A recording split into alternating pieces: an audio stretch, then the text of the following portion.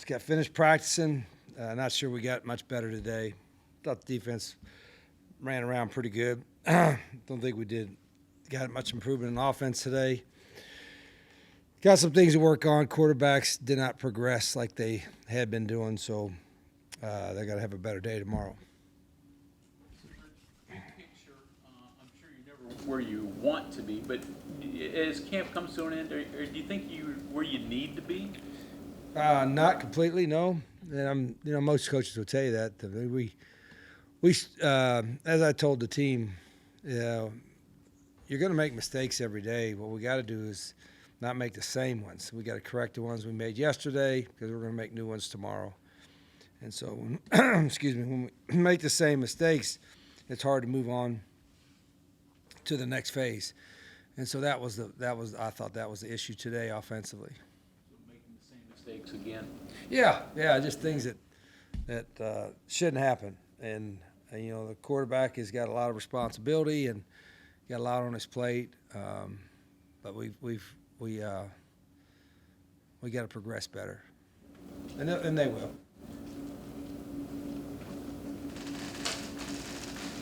Anything else more you kind of elaborate on the non-progression of the quarterbacks? Like, what were they? What was happening? Non-progression. Really. Well, No, what's going to happen?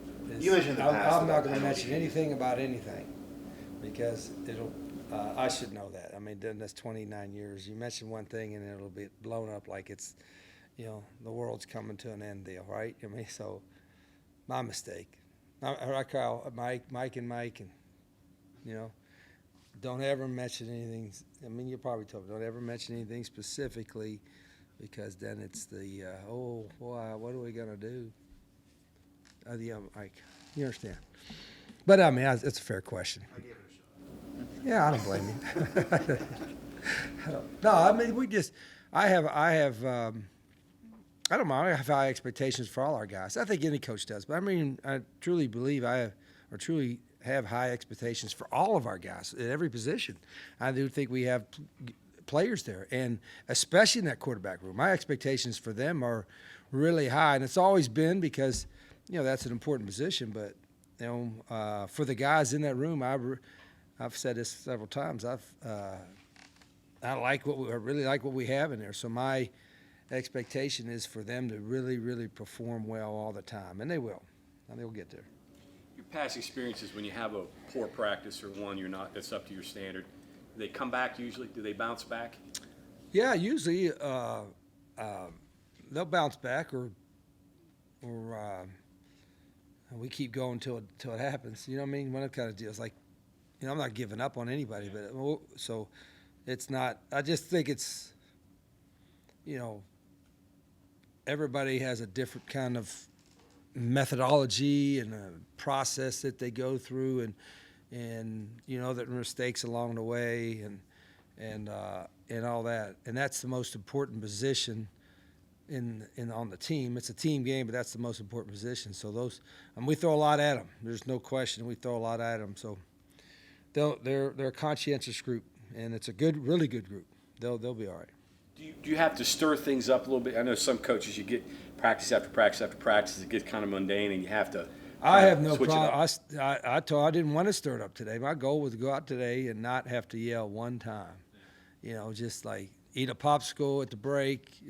Get some of this nice water with what do you call it, electrolytes in it, and happy day. That's didn't work out that way. Earlier in fall camp, Zach mentioned that he was hoping to cause 3 turnovers at least per practice. Just wondering if the defense has kind of been living up to that expectation. Yeah, I mean that part of it, but I don't. That's not my goal. I mean, what if it's a freshman, that's just doesn't make the right read or something, and they didn't cause a turnover. It was just given a turnover. So there's different turnovers. There's ones that are caused by great play, great disguise, great efforts, and there's some caused by like stupidity. Like we didn't hold the ball tight enough, or we just threw it right to a guy. So I don't necessarily think all the interceptions or whatever was thrown in the history of football are caused by defense. Probably most of them are caused by bad decisions. So I don't ever look at that. Like, quarterbacks are making a bunch of bad decisions, and he just happened to be the guy standing there. Rich, you talked about redshirting, not really thinking a whole lot about a week or so ago. Any freshmen definitely work their way into your rotation, or is it still to be determined? Let me hold up my depth chart. You guys want to take a shot of that? Yeah. You want to see who the top kicker is right there? Did you flash it? Pat McAfee. See, right corner, Adam Jones. Oh, here's a good one. Boundary safety, Jamal Adai. Name from the past. Hey, quarterbacks. Pat will probably get mad about that. Rasheed Marshall. Hey, starting next. Stedman Bailey. There's a good one right there. See, Stedman Bailey. What was the question? Any of the true freshmen fighting to be in the rotation? I'm trying to think who the true freshmen are. I don't know, Mike and Mike. Is there any of them? I don't think there's. I mean, they're all getting reps right now, and I don't. We don't need to make a decision really till after the fourth game, right? Sure. So that's a a good rule. I think they get to play 4 games and the bowl game if you're in a bowl game. So we won't. We'll try to after tomorrow. By Monday, see who's in the mix. But I won't, like in the past where you're like, gosh, I don't want to get that freshman in there and ruin a redshirt year. You don't have to do that anymore. In fact, I think there might be a one day where you get 5 years to play 5. I think they're trying to pass that on the Division II level. It might happen on Division I level too, going forward. So, yeah, there's a couple that might be in there. I was asking Pat Kirkland the other day about live special teams. Obviously, it's risky. Have you thought about how far you're going to go with that to determine kickoff, field goal block? Live? Yeah. Yeah, in fact, funny you asked that because we did a lot of special teams today, and it was in shorts, and I'm thinking, can we do kickoff and kickoff return live? And I don't know if anybody ever does that. And then I'm thinking, boy, the NFL's got it figured out because they have the preseason games, but none of the starters really play much in the preseason games, and their special teams are usually like with the back half of your roster or guys trying to make the team, so you can get it live. So, but we don't have the preseason games, of course. So I don't know if I'll be able to do it live, but I'm gonna try to figure out a way to at least get it full speed and maybe go live and not tackle. List of unknowns and anxieties, that first kickoff, is that right up there on your top of your Not list? as much because there's hopefully if we're kicking off, we hope we kick it out. And, it's not like, they could maybe try to run a reverse or something, but it's not like they can kind of trick you. So, those things, you probably worry more about punt, right? You better not have a punt block. So we work punt every day. We work punt every day. We work punt block a lot because you see those more often, and those happen faster in the game. And we really work hard on that. So we will go live with the punt, but I don't know if we'll go live with the other ones. Richard, in this era of starting over with teams like bringing 70 people in, everybody obviously would like to have recruits, transfers from Michigan and Ohio State and Clemson and Alabama. But the fact of the matter is that you wind up taking a lot of junior college kids, Division II kids and the like. So is that maybe a good thing? I mean, it strikes me that they would have a little more passion and Yeah, Bob, you hope that they would have like the want to prove themselves. I've always believed that I've heard guys say before, and I've heard coaches say before, I don't have anything to prove. I've already proven it. And I think if they're keeping score, you always have something to prove. I was like Michael Jordan. He tried to prove something every time, and he practiced, and same with Kobe Bryant. So I think, those, no question, when you get a guy from a junior college or a Division II or 1AA or a Group of Five come here, I think they all have a little chip on their shoulder to some degree. And not that guys coming from Power Fours don't, but sometimes those guys are just looking for a bigger payday, you know. And that's, I hope that, like I mentioned before, I hope if the guy's coming to your place just for a bigger payday, I think he's coming for the wrong reasons. If he's coming, maybe that's a bet. You know, he's going to get bigger pay than the Group of Five or 1AA, of course, but he's also wanting to prove that he can play on this level. Then I think you'll get more out of him, in my opinion. Last year at Jacksonville State, Yeah. your two best players probably, were.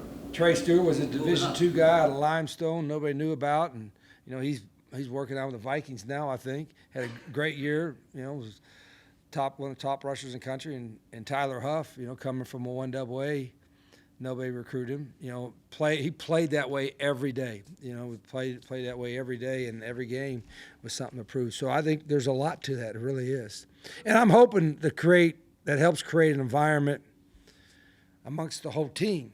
Now, even the guys that weren't transfers, whatever, that, hey, we got practice today, I got something to prove.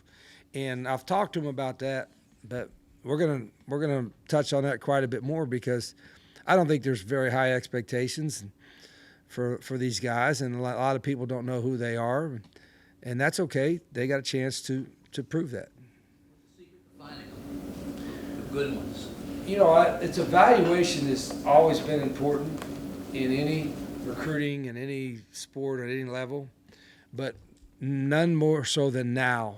I think you got to evaluate, the talent part you got to see, but does he have that, want to? Does he love football and not like it?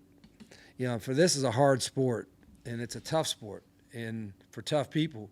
And if you just kind of like it, you won't be your best at it. You got to love it and need it. I truly believe that. You got to love it and need it to coach it. You got to love it and need it to play it.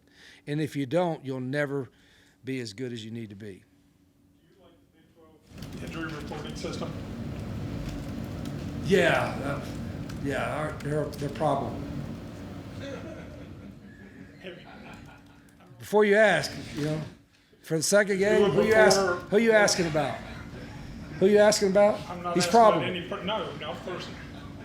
I'm not asking about any people. No, I'm just saying. No. Do you really think? I mean, I understand why, because people that got a vested interest in it, right, kind of want to know, and I'm just going to say, and just random name, he's probable. Can we say questionable? Or questionable, Day to day? and that that as well. Yeah. Anyone doubt? Probable, questionable, Doubtful. day to day. I'm questionable what I'm calling the first play, and doubtful what I'm calling next. Really, I mean, Back to the recruiting. Why does it happen? So you have these young guys that are they're told that they're D2 players or D3 players to begin with. And then we see these guys emerge, like Owen Schmidt, for example, right? And among others. Why do you think, quote unquote, schools miss on the Owen Schmidts of the world and don't get them right off the bat? yeah, I think it's, sometimes it's maybe a guy's a little shorter or didn't read the measurables. It's like there's some schools that if you don't have certain measurables, they're not getting it. Like, I've heard that a bunch at this level for offensive lineman arm length. Like, oh, his arm length, he's only 72 inches. He's not 74 inches. I'm like, what the hell? We running a dunk contest or what are we doing? You know what I mean? Can the dude play? Now, I understand that the NFL and you're getting the cream of the cream, they better have a certain length. But here, I mean, let's just find the best player you can get. Size and speed is always going to have a factor in that, but we don't get caught in. I've never got caught in the star rankings. Now, if a guy's labeled a 5-star, he's probably a no-brainer. You could turn on a film in 30 seconds, like, oh yeah. But I've seen 4-stars that couldn't play dead in Western, and I've seen 1-stars that would star in the Western. You know what I mean? So I think you just really got to evaluate it and have not just one person or two people or outside sources. Have your coaches, and that's where a little bit of, I'd say, lack of a little bit of experience helps. If you've, I think I kind of know when I see a guy if he can play on this level. That's the benefit of coaching a long time. How much of it is them recruiting themselves and, a kid from Limestone sending you his tape or just having some word of mouth? I mean, they're not good. You can't, at this level, you can't like, I'm gonna recruit myself to get a Division I Power 4 scholarship. Everybody's got. It's easy to get everybody's information. So but I also tell kids this, and to your point, we had him in camp. There's no reason that any high school kid that wants to play at the next level can't get eyeballs on his film or have people look at him, because you can make your own highlight film, you can get your own information, you can put it on social media. So my point is, if you're good enough to play college football at any level, you can get yourself recruited by putting the work together, doing the film, and then sending it out to whoever you want people to look at.